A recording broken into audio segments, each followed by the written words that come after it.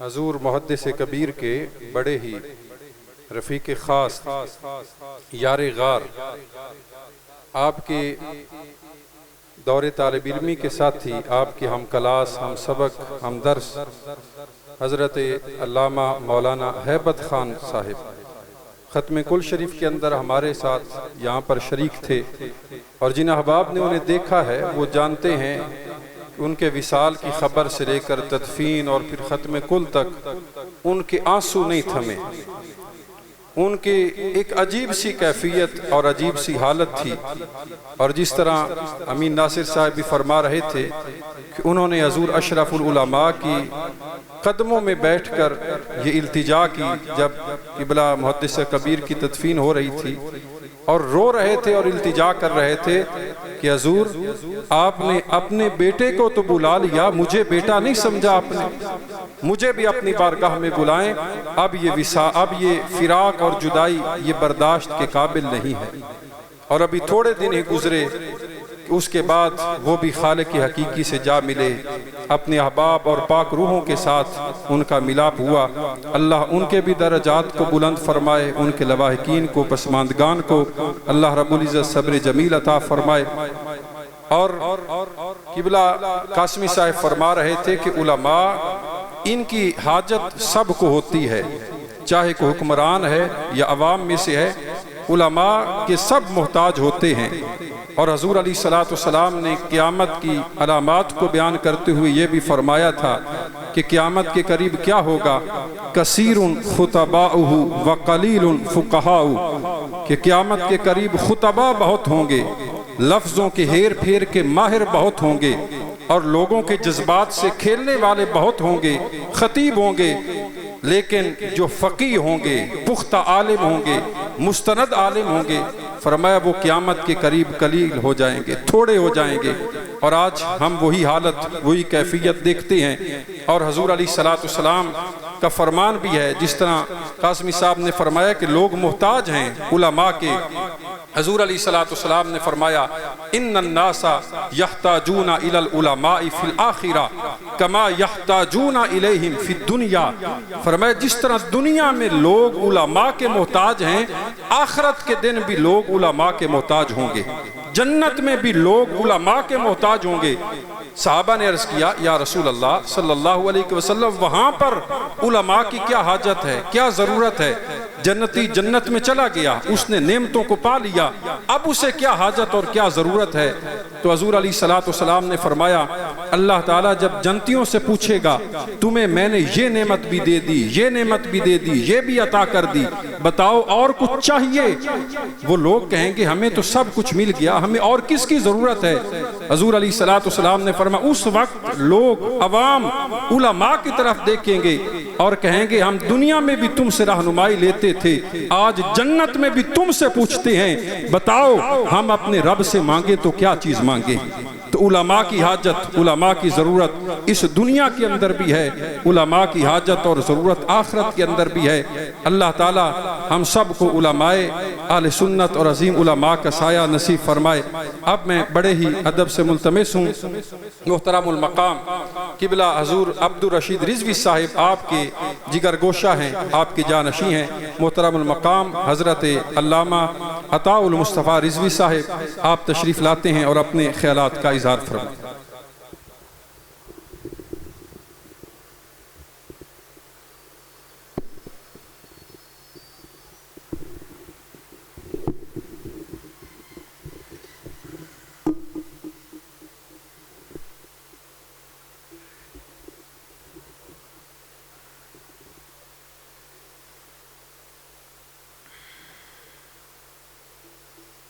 نحمده ونصلي ونسلم على رسوله الكريم اما بعد فاعوذ بالله من الشيطان الرجيم بسم الله الرحمن الرحيم ثم اورثنا الكتاب الذي نصطفينا من عبادنا فمنهم ظالم لنفسه ومنهم مقتصد ومنهم سابق بالخيرات بإذن الله صدق اللہ العظیم وبلغنا رسوله النبی الکریم الامین ونحن على ذلك لمن الشاہدین والشاکرین الحمد للہ رب العالمین ان اللہ وملائکتہ یصلون علی النبی یا ایہا الذین آمنوا صلوا علیہ وسلموا تسلیما. درود پاک پڑھیں. الصلاۃ والسلام علیک یا سیدی یا رسول اللہ وعلی آلک واصحابک یا سیدی یا حبیب اللہ. نہایت ہی واجب الاحترام معزز علماء کرام، مشائخ اور برادران اسلام، آج کی اس پرکیف پرشکو محفل میں جو بسلسلہ ایصال ثواب منعقد ہے، چند دقائق اور لحظات آپ سے مخاطب ہوں. قرآن مجید میں علم و حکمت، کتاب و قلم، معلم و متعلم اور مقام درس و تدریس کے بارے میں اور اس کی سیکرڈنس اور تقدیس کے بارے میں متعدد آیات آئی ہوئی ہیں. ان میں سے ایک کا میں نے انتخاب کیا ہے جو آپ کے سامنے تلاوت کی ہے. اللہ ارشاد فرما رہا ہے، ثم اورثنا الکتاب الذی، پھر ہم نے وارث بنا دیا کتاب کا. علماء کے ہاں اس کی دو تفسیریں ہیں کہ کتاب سے مراد قرآن مجید ہے، اور حضور کے ارشاد کے مطابق العلماء ورثۃ الانبیاء، کہ علماء انبیاء کے وارث ہوتے ہیں، اور انبیاء کا جو ورثہ ہے نہ وہ محلات اور زمینیں اور گاڑیاں ہیں، بلکہ انبیاء کی وراثت ان پر وحی شدہ کتاب ہوتی ہے. اس وحی نازل شدہ کتاب کی وراثت جو حلا میں، تاجروں میں، مالداروں میں تقسیم نہیں کی جاتی، بلکہ حضور فرماتے ہیں کہ ہمارے وارث علماء ہوتے ہیں جو اس کتاب کا فیض تمام دنیا کو پہنچانے کے لیے دن رات محنت کرتے ہیں، کوشش کرتے ہیں، جہاد فی سبیل اللہ بالقلم و باللسان کرتے ہیں. ایک تفسیر تو اورثنا الکتاب کی یہ ہے کہ اس کتاب یعنی قرآن مجید کی وراثت کو علماء تقسیم کرتے ہیں، اور جو تقسیم کرتے ہیں ان کو اللہ تعالیٰ نے کیٹاگوریکلی ڈیوائیڈ کیا ہوا ہے. دوسرا مفہوم اس کا یہ ہے کہ کتاب سے مراد علم کتابت ہے، علم تحریر ہے. اللہ فرماتا ہے پڑھنے والے کتابوں کو تو بہت ہوتے ہیں، لیکن لکھنے والے، تحریر کرنے والے، کتابیں بنانے والے، اہل کتاب جن کو کہا جاتا ہے، یا صاحب کتاب جن کو کہا جاتا ہے. اہل کتاب سے لوگوں کی نظر دوسری طرف چلی جاتی ہے، اہل کتاب سے مراد صاحب کتاب ہے. اور اقبال کہتا ہے کہ تو کتاب ہاں ہے صاحب کتاب نہیں. اور وہ محرر، وہ مصنف، وہ مؤلف، وہ آتھر، وہ آڈیٹر، وہ ریسرچر جو تحریر کرتے ہیں، ان کی بابت یہ آیت کریمہ آئی ہے کہ اللہ فرماتا ہے کہ جن کو کتابت کا، تحریر کا میں نے وارث بنایا ہے، ان کی درج ذیل کیٹیگریز ہیں. فرمایا اورثنا الکتاب الذین اصطفینا من عبادنا، اپنے بندوں سے چھانٹ کر ہم نے جن کو نکالا کہ وہ کتاب کے وارث بنے۔ فرماتا ہے کہ وہ ان کیٹیگریز میں تقسیم ہو گئے، فَمِنْهُمْ ظَالِمٌ لِنَفْسِهِ، کچھ تو ایسے تھے کہ وارث بننے کے بعد انہوں نے اپنی جانوں پر ظلم کر لیا۔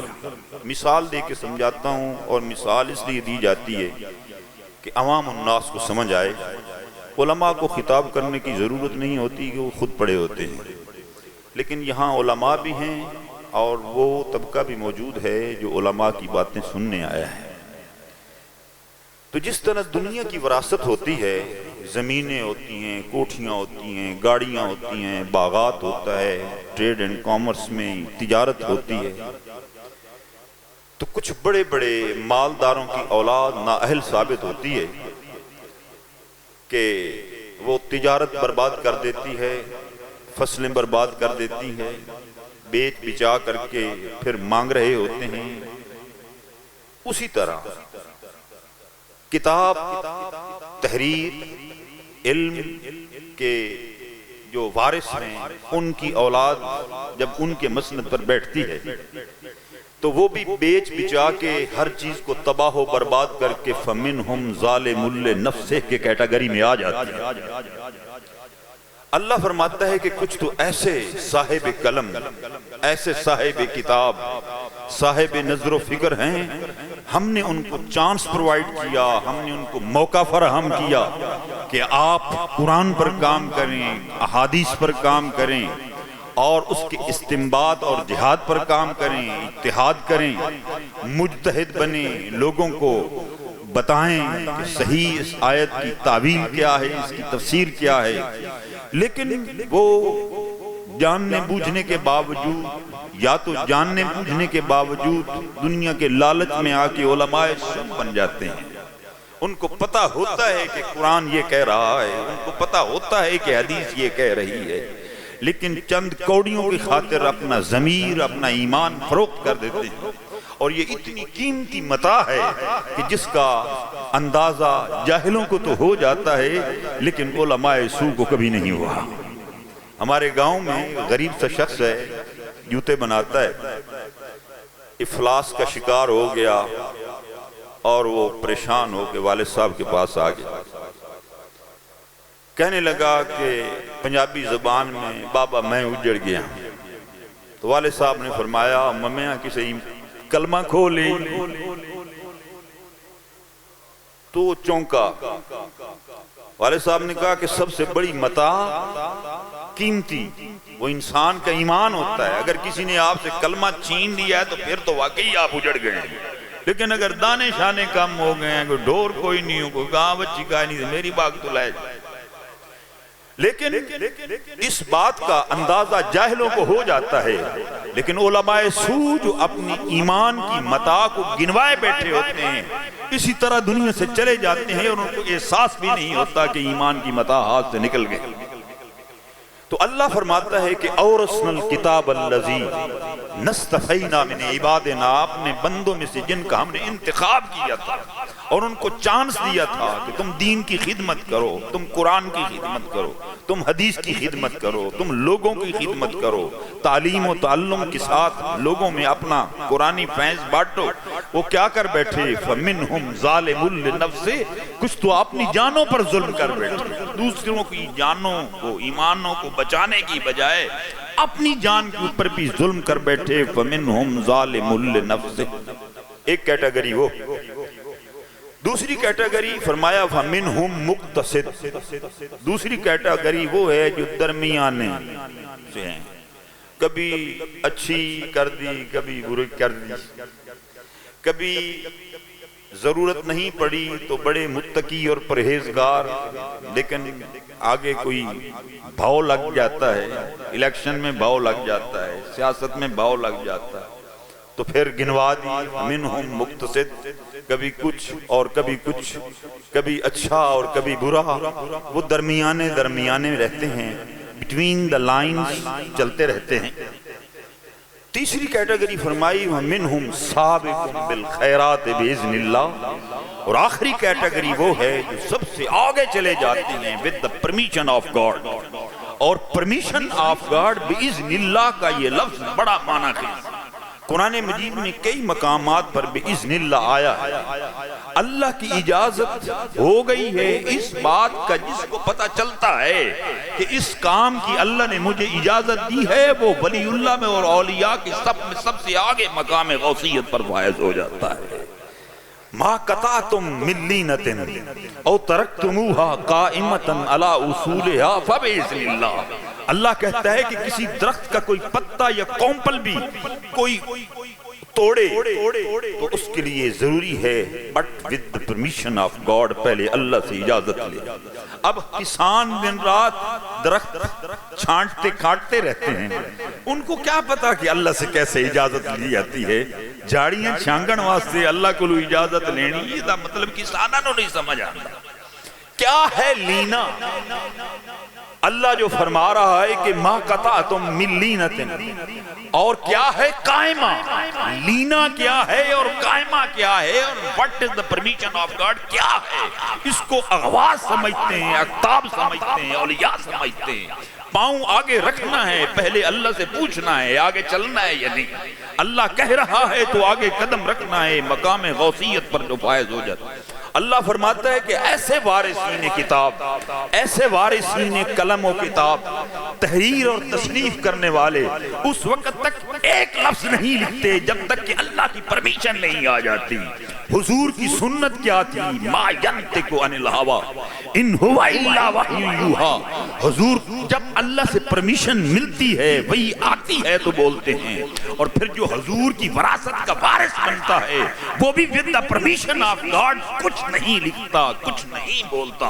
اللہ فرماتا ہے سابق بالخیرات وہ لوگ ہیں جو اللہ کی پرمیشن سے، اللہ کی اجازت سے لکھتے ہیں، بولتے ہیں، تقریر کرتے ہیں، تقریر لکھتے ہیں، تحریر کرتے ہیں، اور کوئی بھی تلمیحات میں سے ہو، حواشی میں سے ہو، شوارے میں سے ہو، تعلیقات میں سے ہو، کوئی تعلیق ان کی نہیں آتی، کوئی تلمیح ان کی نہیں آتی، کوئی حاشیہ نہیں ہوتا، کوئی فٹ نوٹ نہیں لکھتے، but with the permission of God اللہ سے اجازت لیتے ہیں۔ تیری اجازت ہو تو اس آیت کی تفسیر لکھوں، تیری اجازت ہو یا رسول اللہ تو آپ کی حدیث کی شرح لکھوں، اس متن کے اوپر حاشیہ لکھوں، اس کے اوپر تعلیقات چڑھاؤں، اس پر نوٹ لکھوں۔ ایسے علماء کی کمی ہوتی جا رہی ہے، اور ایسے بزرگان دین شاٹ اور خال خال ہو گئے ہیں۔ کچھ لوگ ایسے تھے کہ جب لکھنے تھے بیٹھتے تھے تو پہلے وضو تو سارے لوگ کر غسل کا اہتمام کرتے تھے، غسل کے بعد دھلے ہوئے صاف ستھرے لباس کا اہتمام کرتے تھے، جگہ اور مکان اور مقام کو خوشبودار کرتے تھے، پھر کئی مرتبہ ذکر و اذکار کرتے تھے، حضور کی ذات پر صلاۃ و سلام پڑھتے تھے، پھر نماز نفل پڑھتے تھے، پھر نفل پڑھنے کے بعد حضور کی بارگاہ سے اجازت لیتے تھے، یا رسول اللہ یہ قرآن آپ کی طرف آیا ہوا ہے، یا رسول اللہ یہ حدیث آپ کی بتائی ہوئی ہے۔ ہم انسان ہیں اور ہمیں کیا حق پہنچتا ہے کہ کسی عام لوگ گفتگو کر رہے ہوں، میں پنچایت سماعت کرتا ہوں اور جب لوگ بیٹھتے ہیں تو ایک بندہ درمیان میں بولتا ہے تو سارے لوگ ادھر سے دیکھ رہے ہوتے ہیں کہ ساروری بیٹھے اور اے بندے نے اجازت کیوں نہیں لی، وچی شروع کر دی، تو انہوں کہا خاموش ہو جا خاموش۔ تو جب اغواص و اقطاب کا ایک جمع غفیر ہو حضور کے ارد گرد، حضرت ابوبکر، عمر فاروق، خلفائے راشدین، عشرہ مبشرہ جیسے لوگ، ہمارا عقیدہ ہے کہ وہ موجود ہیں، مرے نہیں ہیں، وہ ان کی موجودگی میں ایک شخص آج قلم اٹھا رہا ہے، ایک شخص آج کتاب اٹھا رہا ہے، ایک شخص اس منبر پر بیٹھ رہا ہے اور اس کی تفسیر تعویل کر رہا ہے، تو پہلے اللہ کہتا ہے فَبِإِذْنِ اللَّهِ، اللہ سے اجازت لو، اللہ کے رسول سے اجازت لو، اللہ کے رسول کے ساتھ محبت کرنے والے متقربین، صدیقین، شہداء اور انعام یافتہ لوگوں سے اجازت لو، اور اس کے بعد اپنے لب ہلاؤ، اس کے بعد اپنی قلم کو جنبش دو۔ اس طرح جب تحریریں آتی ہیں تو پھر متفقاً علی الاجماع قبول ہو جاتی ہیں، اور جب اس طرح تحریریں نہیں آتی تو پھر میچے گوئیاں شروع ہو جاتی ہیں، اور لوگ اس کے اندر ڈسکریپنسیز نکالنے کی کوشش کرتے ہیں، فکٹیشیسنس نکالنے کی کوشش کرتے ہیں۔ اللہ کے ساتھ تعلق برقرار رہے، اللہ کے رسول کے ساتھ تعلق برقرار رہے، اور مقربین خدا، مقربین رسول اور مقربین اولیاء کے ساتھ تعلق قائم کرے، پھر انگشت رکھنے کی کسی کو اجازت نہیں ملتی۔ اللہ رب العزت ہمیں بھی توفیق عطا فرمائے کہ ہم اس قابل ہو سکیں کہ کم از کم پوچھ تو سکیں کہ یا باری تعالیٰ میں یہ کرنا چاہتا ہوں، آیا مجھے اجازت ہے یا نہیں ہے۔ جب اس قابل ہو جائیں کہ اس جناب سے ہمیں بولنے کی اور لکھنے کی اجازت مل جائے تو پھر پالا نہیں ہے، پھر دھڑکا نہیں ہے، پھر خوف نہیں ہے، پھر اللہ کی طرف سے کیا انعام ملتا ہے۔ الا ان اولیاء اللہ لا خوف علیہم ولا هم یحزنون۔ اب گھبرانے کی کوئی ضرورت نہیں۔ مقابلے میں کون کھڑا ہے؟ کیسا مرتد کھڑا ہے، کیسا منافق کھڑا ہے، کیسا بد مذہب کھڑا ہے، تو تم بولتے چلے جاؤ۔ تمہاری گفتگو کو روکنے والا، تمہاری گفتگو کو کوئی جواب دینے والا، تمہارا رد کرنے والا اس دنیا میں کوئی نہیں ہو سکتا، اس لیے کہ تم جو کرتے ہو سابقم بالخیرات کے بعد فبإذن اللہ سے کرتے ہو۔ ہمارے ہاں تو سبقت فی الخیر تو کی جا، خیر ہی ختم ہوتی جا رہی ہے، اور پرمیشن آپ کا خدا کیا، ہم تو اس کی نافرمانی میں آگے چلتے چلے جا رہے ہیں۔ تو اس کی نحوست اتنی پڑ رہی ہے کہ کام ہو رہا ہے، مدارس بن رہی، مساجد بن رہی، طلباء موجود، اساتذہ موجود، کتابیں موجود، کاغذ موجود، قلمیں موجود، کمپیوٹر کی سکرینیں موجود، لیپ ٹاپ موجود ہیں، لیکن سارا کچھ میکانزم ہونے کے باوجود پھر عالم نہیں پیدا ہو رہے۔ یونیورسٹیوں میں لوگ M Phil P H D کی ڈگری لے کر اس طرح دن رات نکل رہے ہیں، اور جب انٹرویو لینے بیٹھتے ہیں تو کچھ بھی پتہ نہیں ہوتا۔ یہ کیا ہے؟ فقدان کیا ہے؟ اس فیض کی کمی ہے، اس آنکھ کی کمی ہے کہ جب وہ کہتے تھے سبق لیا، سبق پڑھ لا، وہ صرف سبق پڑھیا ہی نہیں سی جاندا، سبق پڑھی چکا ہوندا سی، سبق یاد ہو چکا ہوندا سی۔ قبلہ دادا جی رحمت اللہ علیہ کہتے تھے کہ میں سبق پڑھاتا ہوں اور طالب علم کو اعلان کہتا ہوں جا کے واری نہ آکھی، پڑھاواں میں تو بھول جائے، سوال ہی پیدا نہیں ہوتا۔ وہ فیض عام ہوتا ہے اور فیض خاص ہوتا ہے۔ اللہ رب العزت ان لوگوں کے قریب بیٹھنے کی توفیق عطا فرمائے۔ وآخر دعوانا ان الحمدللہ رب العالمین۔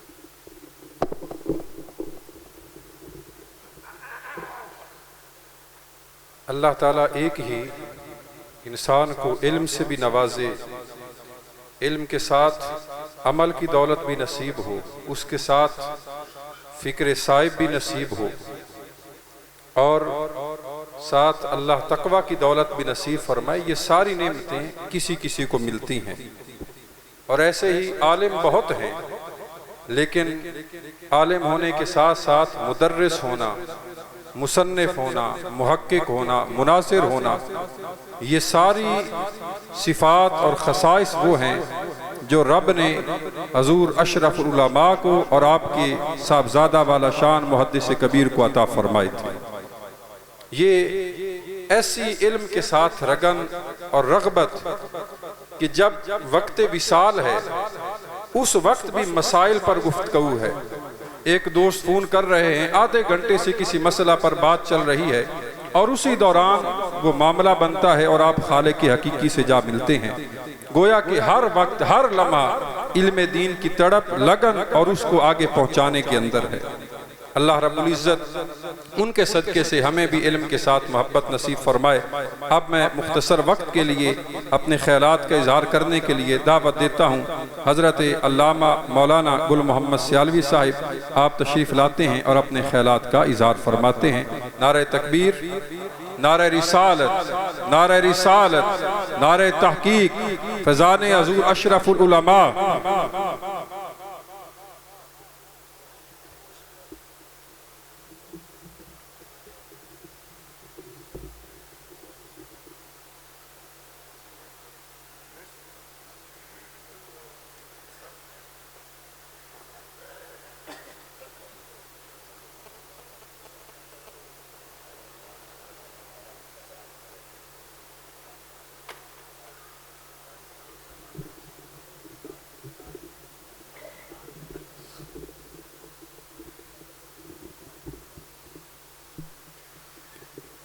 نحمده ونصلي ونسلم على رسوله الكريم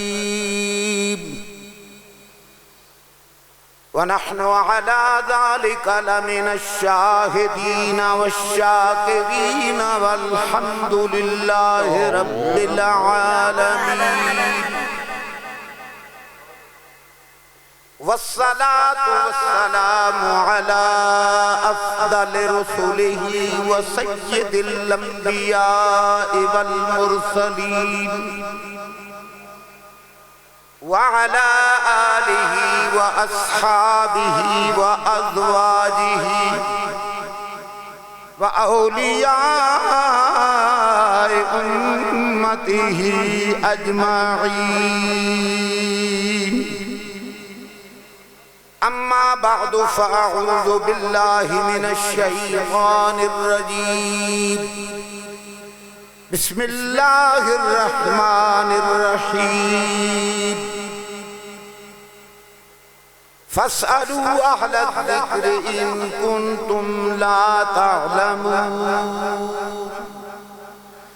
صدق الله مولانا العظيم ثم قال الله تبارك وتعالى في شأن حبيبه مخبرا وآمرا إن الله وملائكته يصلون على النبي يا أيها الذين آمنوا صلوا عليه وسلموا تسليما الصلاة والسلام عليك يا رسول الله وعلى آلك وأصحابك يا حبيب الله الصلاة والسلام عليك يا نور الأفئدة والعيون وعلى آلك وأصحابك يا عالم ما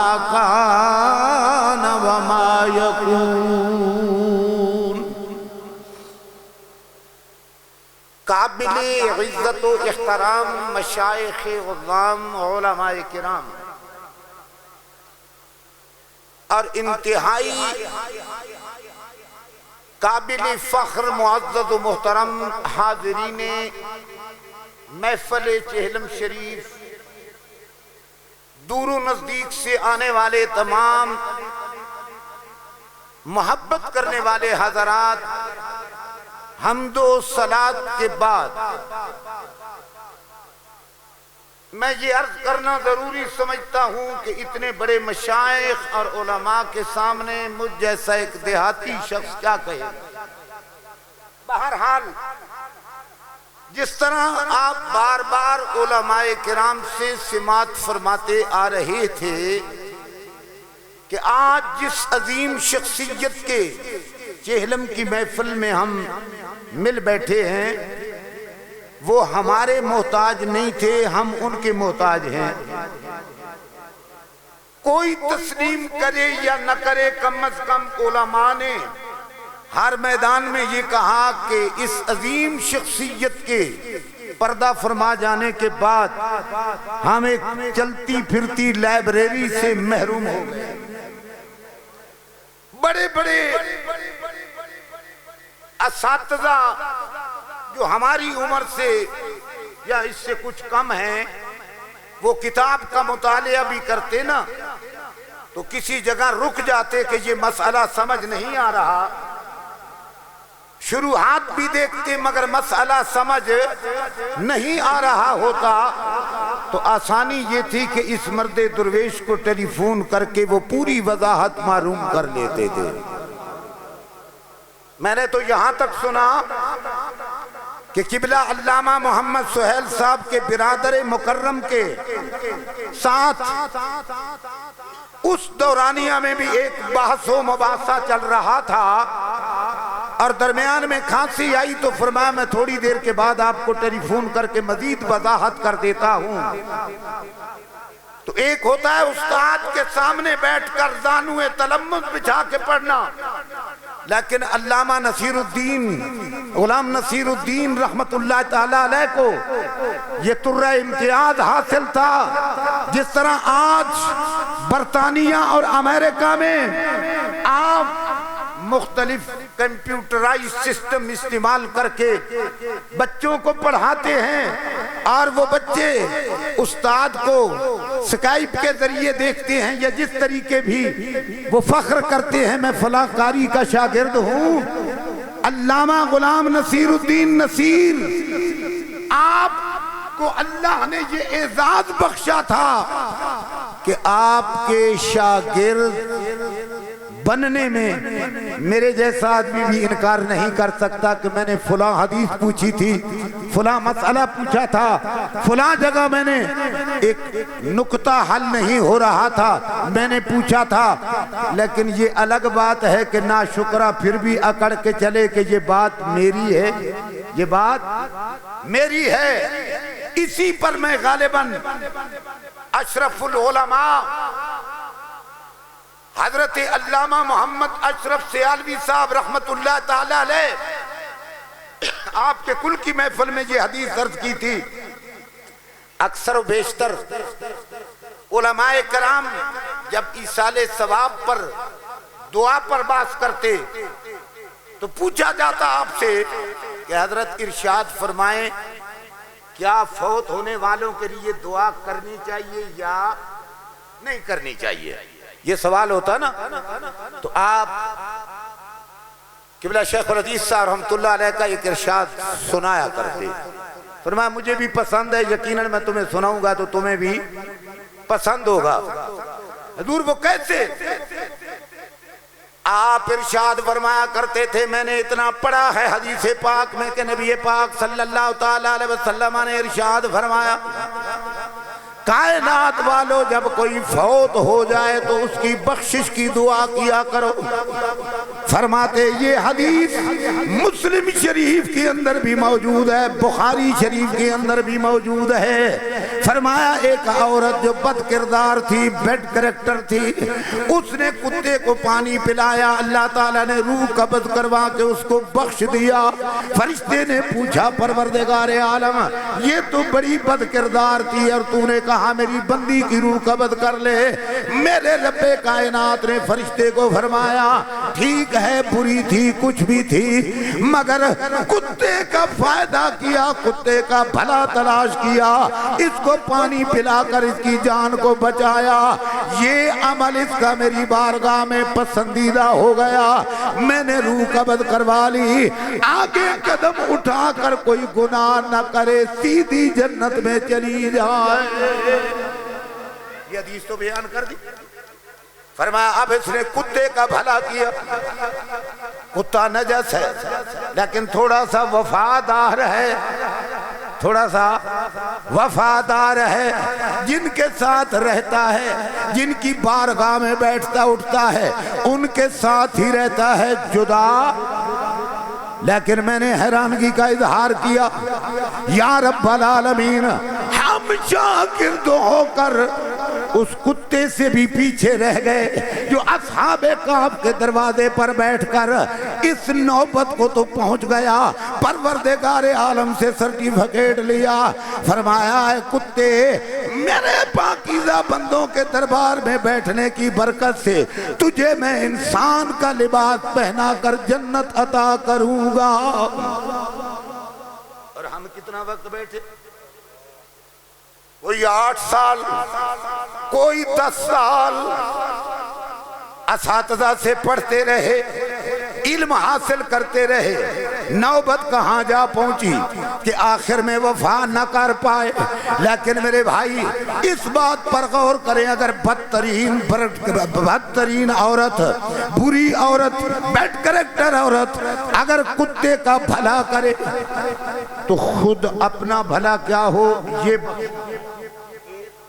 اب وہ نقطہ جو آپ نے ملتان کی ایک کانفرنس میں بیان فرمایا اور بہت بڑا اعزاز ملا آپ کو، غزالی زمان علامہ احمد سعید کاظمی صاحب رحمت اللہ تعالی علیہ سے میں وہ عرض کر کے اجازت چاہتا ہوں۔ آپ کانفرنس میں خطاب فرما رہے تھے اور قبلہ سید منظور حسین شاہ صاحب بھی خطاب فرما چکے تھے۔ آپ کی عادت تھی حدیث کی حدیث پڑھتے اور لوگ ناز کرتے کہ بڑی حدیث جناب پڑھتے ہیں قبلہ شاہ صاحب، حدیث پہ حدیث ٹکاتے ہیں۔ لیکن جب استاد العلماء اشرف العلماء نے خطاب فرمایا نا تو علامہ کاظمی شاہ صاحب کچھ نکات سننے کے بعد متاثر ہو کر فرماتے ہیں، اور وہ پہلے نقطہ سماعت فرما لیں، پھر اس کے بعد جو آپ کو داد ملی وہ عرض کر دوں۔ آپ نے نقطہ یہ نکالا کہ کنجری تھی، بھلا تلاش کیا کتے کا، کنجری تھی اور بھلا تلاش کیا کتے کا، کتے کی پیاس بجھی، بچ گیا، درخت کے سائے کے نیچے جا بیٹھا۔ اس نے کتے کا بھلا کیا، اللہ نے کنجری کا بھلا کر دیا، اسے بخش دیا۔ تو جب بھی آپ سے پوچھا جاتا نا تو آپ جب تھوڑا سا تعلق کی بنیاد پر شدت فرمانے لگتے تو میری عادت بہرحال یہ ہوا کرتی کہ میں عرض کر دیا کرتا تھا، حضور قرآن فرماتا ہے فَاسْأَلُوا أَهْلَ الذِّكْرِ إِن كُنتُمْ لَا تَعْلَمُونَ، اہل ذکر اہل علم سے پوچھ لیا کرو جب مسئلہ پتہ نہ ہو۔ اگر پتہ ہوتا تو آپ سے کیوں پوچھتے؟ پوچھ رہا ہوں، جواب عنایت تو فرما دیں۔ تو آپ نے یہ فرمایا کہ یار ایصال ثواب میں ابھی بھی آپ کو شک ہے کہ اگر کنجری کتے کا بھلا کرے، کنجری کا بھلا ہو جائے، آپ ایک مسلمان کا بھلا کریں تو آپ کا بھلا ہوگا یا نہیں؟ تو کہنا پڑتا بھلا ہوگا۔ تو پھر حضرت علامہ مولانا غلام نصیر الدین صاحب رحمت اللہ تعالی علیہ فرمایا کرتے تھے، اپنے اساتذہ کا یہ قول بھی ذرا واضح کر لینا کہ اگر کنجری کتے کا بھلا تلاش کرے تو کنجری کا بھلا ہو جائے۔ ہم مسلمان ہیں، مسلمان کا بھلا تلاش کرتے ہیں۔ اب جو بھلا تلاش نہیں کرنا چاہتا، جنازے کے بعد یا چوتھے یا کل پر دعا نہیں کرنا چاہتا، صرف اتنا سوال کر لے اس سے کہ حضرت مجھے یہ واضح کر دیں، مرنے والے کو کتے سے بدتر سمجھتے ہیں یا خود کو کنجری سے بدتر سمجھتے ہیں؟ بس یہ عجیب سا نقطہ بیان فرمایا تو حدیث سمجھ آ گئی۔ بھئی ایصال ثواب والی حدیث اتنی مشکل تو نہیں ہے کہ اگر ہم مسلمان مومن ہو کر مومن کا بھلا تلاش کریں تو یقیناً مومن کا بھلا بھی ہوگا، ہمارا بھی بھلا ہوگا۔ کتنا ہوگا؟ کتنا بھلا ہوگا؟ ارے کنجری کو جنت مل گئی، ایک کتے کو بھلا کر کے پانی پلانے کی وجہ سے، تو یقیناً جس کے لیے ہم دعا کریں گے جب وہ جنت میں جائے گا تو اس کے ساتھ بھلا کرنا یعنی دعا کرنے کی وجہ سے یقیناً ہمیں بھی اللہ جنت میں مقام عطا فرمائے گا۔ اور ہم کل 40واں عرس کی محفل میں آتے ہی اسی نیت پر ہے کہ کتنے مقدس شخصیات ہیں، جب ان کے لیے ہم درجات کی بلندی کی دعا کریں گے تو ہمارا بھلا ہو جائے گا۔ ہمارا کیا بھلا ہوگا؟ اللہ تعالیٰ فرمائے گا جن کے درجات کی بلندی کی تو دعا کر رہا تھا نا، چلو ہم تجھے بھی بخش دیتے ہیں، چلو ہم تمہیں بھی بخش دیتے ہیں۔ تو یہی بات بطور ناز اعلیٰ حضرت عظیم البرکت مولانا الشاہ احمد رضا خان فاضل بریلوی رحمت اللہ علیہ نے فرمائی تھی۔ عرض کر رہے تھے کہ اللہ کیا جانو اب بھی نہ سرد ہوگا، رو رو کہ مصطفیٰ نے دریا بہا دیے ہیں۔ تو جب یہ دعا کرتے ہیں تو اللہ تعالیٰ یقیناً ہمارا بھی بھلا کرے گا۔ اور جب آخر پہ یہ معاملہ آیا کہ ہو سکتا ہے کہ تیرے پاس کوئی اور چیز نہ ہو اعمال میں سے، تو اعلیٰ حضرت فرماتے کچھ ہو یا نہ ہو، ایک نعمت ہمارے پاس پھر بھی ہے، ایک نعمت ہمارے پاس پھر بھی ہے۔ وہ کیا؟ عرض کرتے ہیں کیا بات رضا اس چمنستان کرم کی، کیا بات رضا اس چمنستان کرم کی، زہرا ہے کلی جس میں حسین اور حسن پھول، لاتا ہے رضا تیری سرکار میں، لاتا ہے رضا اس کو شفیع تیری سرکار میں، لاتا ہے رضا اس کو شفیع جو میرا غوث ہے اور لاڈلا بیٹا تیرا۔ یہ سارے وسائل ہیں ہمارے لیے، تو ہم جب کسی کا بھلا تلاش کریں گے تو ہمارا بھی بھلا ہوگا۔ تو ہم یہاں یہ نہیں کہنے آتے کہ یا اللہ انہیں بخش دے، یہ کہنے آتے ہیں کہ یا اللہ ان مقدس ہستیوں کے درجات بلند فرما، ان کے طفیل ہمارے گناہ بھی۔ وآخر دعوانا حضور محدث کبیر کی محبت کے اندر بڑی دور سے بکر سے تشریف لائے عظیم عالم مدرس محترم المقام حضرت علامہ مولانا شیخ الحدیث امیر عبداللہ خان تونسوی صاحب، آپ سے گزارش کرتا ہوں کہ اپنے خیالات کا اظہار فرمائیں۔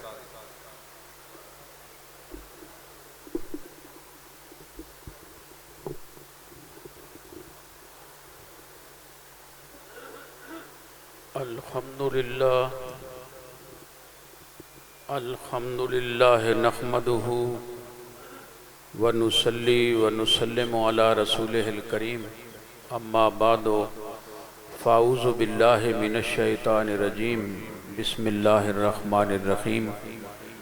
اہدنا الصراط المستقیم صراط الذین انعمت علیہم غیر المغضوب علیہم ولا الضالین آمین۔ صدق اللہ مولانا العظیم۔ صلو علی الحبیب، اللہم صلی علی سیدنا مولانا محمد وعلی آل سیدنا و مولانا محمد وبارک وسلم۔ آج ہم محدث کبیر غلام نصیر الدین صاحب سیالوی رحمۃ اللہ علیہ آپ کا 40واں منا رہے ہیں۔ اس حوالے سے علماء اور مشائخ نے بڑی کثرت سے شرکت فرمائی ہے۔ یہاں آ کے بڑی خوشی ہوئی ہے کہ سنت رسول چہروں پہ سجائے، مسجد بھی بھری ہوئی ہے، بہرلان بھی بھرا ہوا ہے۔ تو یہ ہوتے ہیں علماء مشائخ اور محدثین کے ایام کہ وہ جو لوگ تیار کر جاتے ہیں ان کے چہروں پہ سنتوں کا نور ہوتا ہے۔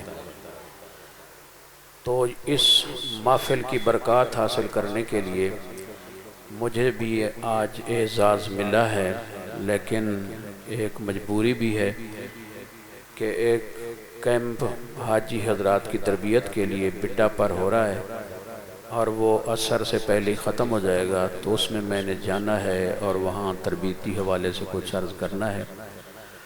تو اس وجہ سے میں کوئی زیادہ دیر آپ کے درمیان اور باقی مقررین کے درمیان حائل نہیں رہ سکتا۔ جہاں تک خراج تحسین کا تعلق ہے تو والد گرامی ان کو جتنے بھی خراج تحسین پیش کی جائے کم ہے۔ مناظرے کی دنیا میں دیکھو کہ ہمارا صرف ایک ہی سہارا ہوتا تھا کہ کسی نے چیلنج کیا تا حضرت شیخ الحدیث مولانا محمد اشرف سالوی رحمۃ اللہ علیہ کو بلا لیں گے، اور آپ کو اللہ رب العزت نے اتنا وصف دلیری عطا فرمایا ہوا تھا کہ جہاں بھی بلاتے تھے آپ آ جاتے تھے۔ اور ہمارے بکھر کے علاقے میں تو میرے خیال میں سب سے زیادہ جلسے جات، مناظرہ جات، خطابات آپ نے فرمائے ہیں۔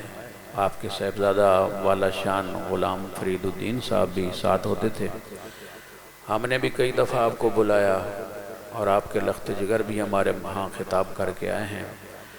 تو جہاں تک تعلق ہے صاحبزادہ والا شان غلام نصیر الدین مرحوم کا، میں نے اپنے موبائل میں ان کا نمبر رکھا ہوا تھا۔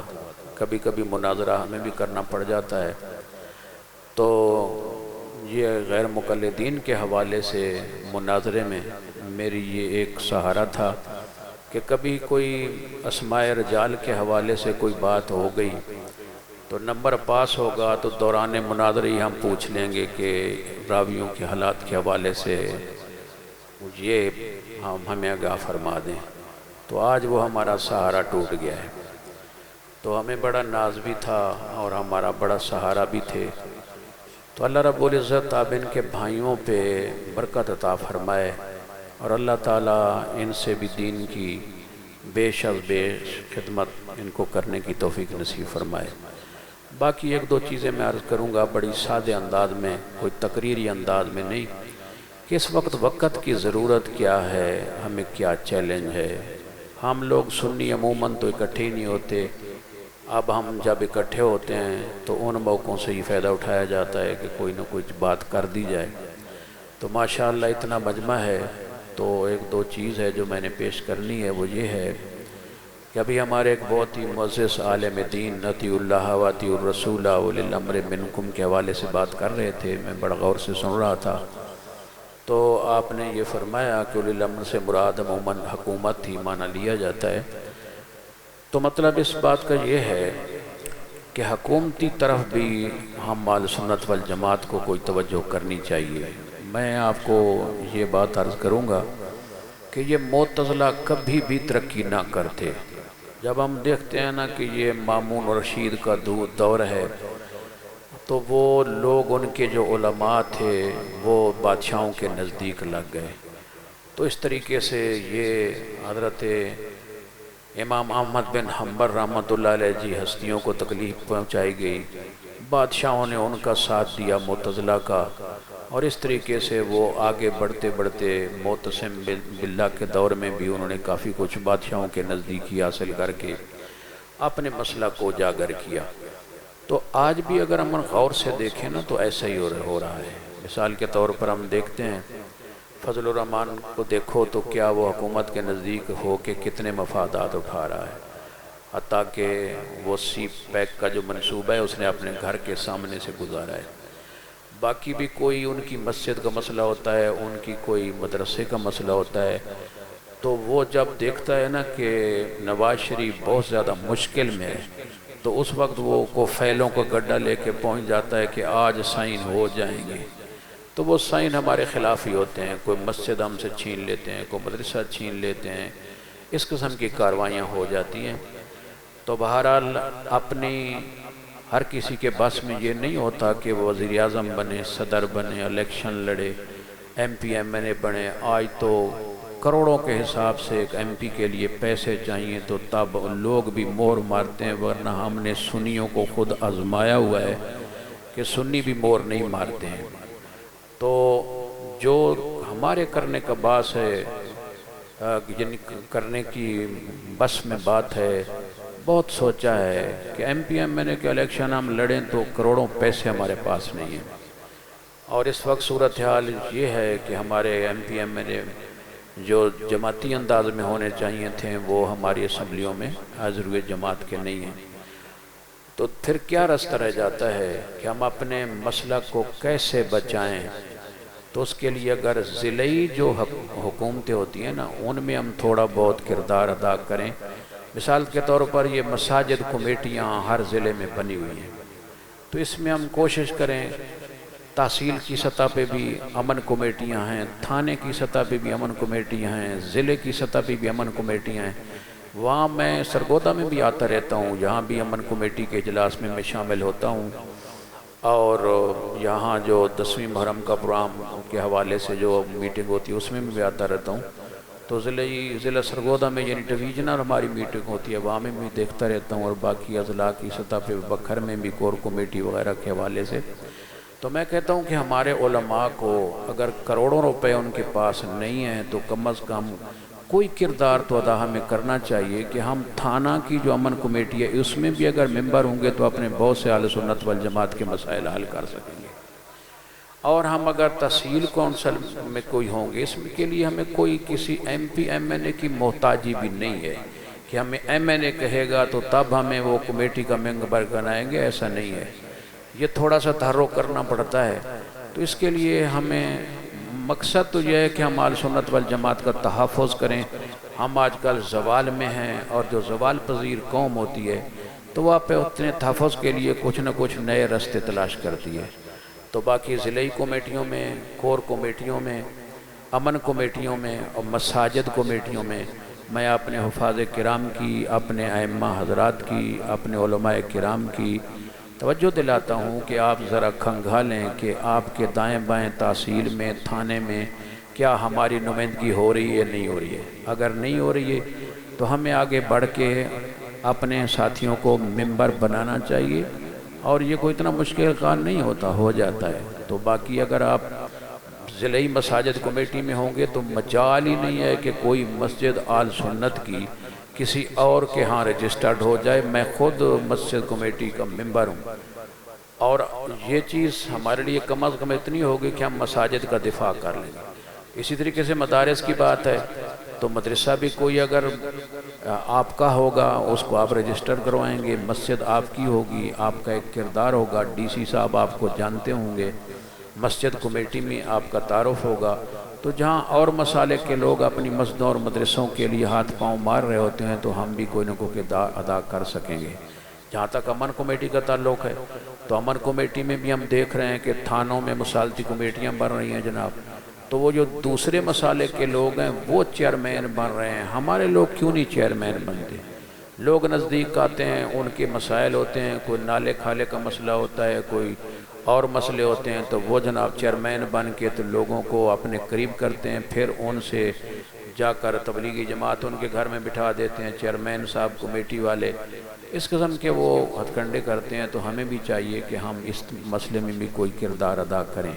کور کمیٹی کا جہاں تک تعلق ہے تو یہ ایک نچوڑ ہوتا ہے، کور کمیٹی کا ممبر نہ کوئی ایم پی ایم این اے ہوتا ہے، اگرچہ ایم پی ایم این اے بھی کور کمیٹی کے اجلاسوں میں شامل ہوتے ہیں، لیکن ہمارے علماء بھی اگر اس میں دلچسپی لیں تو اس میں یہ ہے کہ اپنے قریبی جو اسٹیشن جیسے کہ ضلع تحصیل وغیرہ ہوتا ہے تو اس میں اپنے کردار ادا کر کے مقصد کیا کہ اپنے مسلک کا تحفظ حاصل کرنے کے لیے وہاں اپنا کردار ادا کر سکتے ہیں۔ تو ان چیزوں کی طرف ہمیں توجہ کرنی چاہیے تاکہ ہمارے مضبوط لوگ جو پیچھے ہیں، نہ تھانے میں جاتے ہیں، نہ وہ تحصیل سطح پہ جاتے ہیں، نہ ضلع کی کسی میٹنگ میں جاتے ہیں، نہ کسی چیز کے وہ ممبر ہیں، تو یہ ایک خوف کے ممبر جو ہے ایم پی ایم این اے بناتے ہیں، یہ خوف چھوڑ دیں، تھوڑا سا تحرک کریں تو آپ اپنی نمائندگی کے لیے وہاں پہنچ جائیں گے۔ تو انشاءاللہ مسلک کا تحفظ ایک تو اوپر والا لیول ہے، اس میں تو ہمارے بڑے مشائخ کام کریں گے، ہمارے علماء قائم کریں گے، لیکن ایک نیچلا لیول ہے کم از کم ضلع تحصیل یا تھانہ، اس میں بھی تو ہم نے تحفظ کرنا ہے، مسجد کا، مدرسے کا، اپنے ائمہ کا، اپنے علماء کا۔ کئی جھوٹے پرچے ہو جاتے ہیں، ان میں بھی آپ کردار ادائی کر سکتے ہیں۔ تو باقی بہت سے شعبے ایسے ہیں جس میں خوشی بھی ہو رہی ہے کہ الحمدللہ دوسرے لوگوں نے اگرچہ پہل کر لی تھی، ہمارے چند علماء نے کام کیا تھا، تو وہ جو شعبۃ البنات ہے اس میں آپ اہل سنت والجماعت بھی کافی کچھ ترقی کر رہے ہیں۔ باقی ہمارے بھی عالمات تیار ہوئی ہیں، حافظات ہو رہی ہیں، اور آئے دن ہمارے نئے نئے مدرسے بن رہے ہیں۔ تو یہ جو وقت کا چیلنج تھا، اس میں خوشی ہے کہ ہمارے ساتھیوں کو سوچ آ گئی ہے کہ ہم اگر اس میدان میں آگے نہ آئے تو عورتوں کے میدان میں دوسرے لوگ ہم سے بازی لے جائیں گے۔ باقی حفظ میں تو ہماری اتنی ترقی ہے کہ رمضان میں ہمارے حافظ کہتے ہیں میرے کو مسجد دو، مسجدیں ختم ہو گئی ہیں، حافظ ہمارے اور ہوتے ہیں کہ ان کے پاس مصلی سنانے کے لیے مسجد ہی نہیں ہوتی ہے۔ تو الحمدللہ ہمارے شعبہ حفظ نے تو بہت زیادہ ترقی کی ہے۔ باقی جہاں تک شعبہ درس جامی کا تعلق ہے اس میں بھی جہاں ہم دیکھتے ہیں کہ کئی لوگ بیچارے اتنے پسماندہ ہوتے ہیں کہ ان کے مدرسے میں اساتذہ کے لیے تنخواہوں کا انتظام بھی نہیں ہوتا ہے، پھر بھی بیچارے مدرسہ کے لیے بیٹھے ہوتے ہیں کہ کوئی آئے پڑھے پڑھائے اور ہم حاضر ہیں۔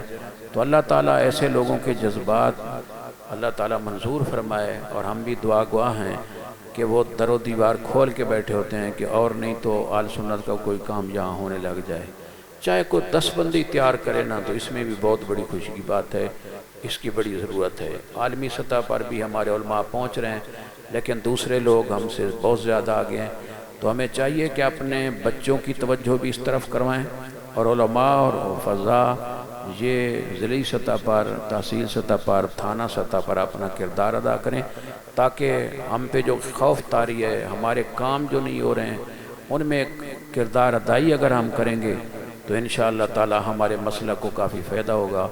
وآخر دعوانا ان الحمدللہ رب العالمین۔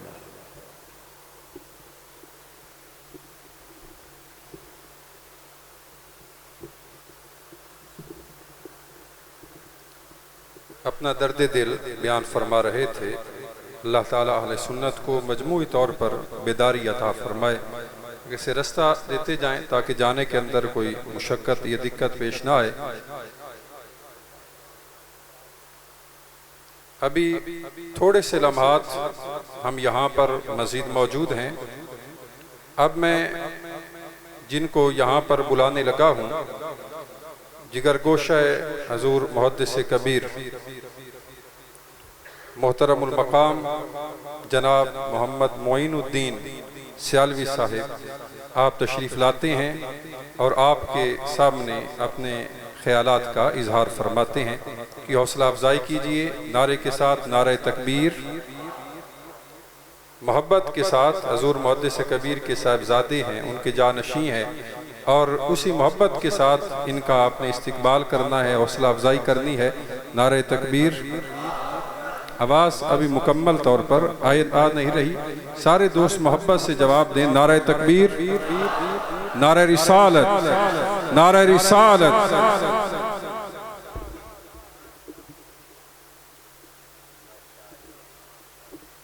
نحمده ونصلي ونسلم على رسول الكريم اما بعد فاعوذ بالله من الشيطان الرجيم بسم الله الرحمن الرحيم قال الله تبارك وتعالى في كلام المجيد والفرقان الحميد انما يخشى الله من عباده علماء۔